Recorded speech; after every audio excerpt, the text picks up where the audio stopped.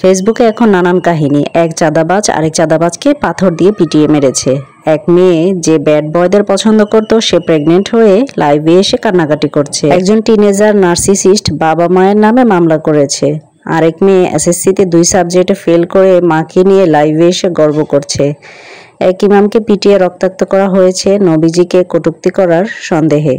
পুরোই সার্কাস চলতেছে ফেসবুকে, তাই না? হ্যালো, আসসালামু আলাইকুম। কেমন আছেন সবাই? আশা করি ভালো আছেন। তবে আমরা কি আসলেই ভালো আছি? একটা অসুস্থ জাতি আমাদের মধ্যে গড়ে উঠছে, নতুন একটা প্রজন্ম যেটা বিকলাঙ্গ হয়ে বেড়ে উঠছে। বেশি না, 5 থেকে 10 বছর পরে এই অসুস্থ প্রজন্মের ফলাফলটা হাতে নাতেই দেখতে পাবেন। তখন আর কিছু করার থাকবে না। এদের মধ্যে না আছে সততা, না আছে ভদ্রতা, না আছে ধর্মীয় শিষ্টাচার। এক কথায় একটা অসুস্থ প্রজন্ম আমাদের মাঝে বেড়ে উঠছে।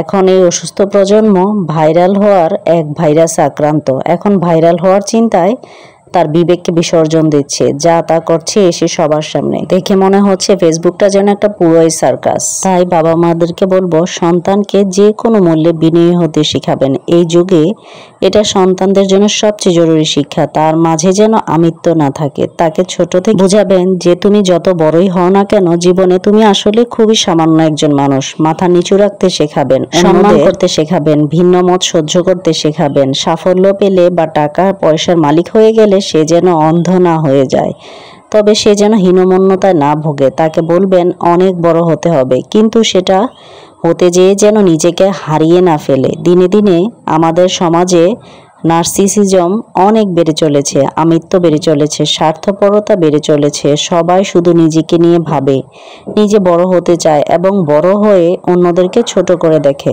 একটা গোটা সমাজ আমরা তৈরি করছি, সেখানে নার্সিসিস্টদের গ্লোরিফাই করা হয়।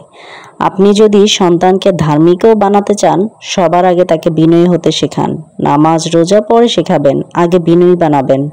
দেখবেন এই যুগের ধার্মিক লোকেরা অনেকেই কিন্তু বিনয়ী না, অনেক অ্যারোগেন্ট হয়। নামাজ রোজা পড়া বেয়াদব নার্সিসিস্টদের কোনো ধর্ম নাই। আর নার্সিসিস্টদের একটা প্রধান বৈশিষ্ট্য কি জানেন? তারা মনে করে তাদের আশেপাশে সবাই টক্সিক, কিন্তু তার কোনো সমস্যা নেই।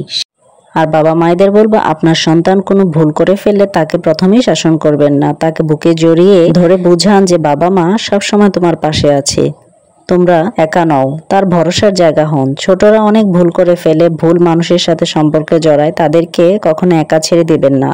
আর আপনার সন্তানের আপনার শাসনের চাইতে বেশি দরকার কিন্তু একটা ভরসার জায়গা। সে ভরসার জায়গাটা হন। আর বর্তমানে সোশ্যাল মিডিয়ায় সন্তান কি করছে, কতটুকু সময় সোশ্যাল মিডিয়া ব্যয় করছে, কাদের সাথে মিশছে, সেটা চোখে চোখে রাখুন, নজরে রাখুন।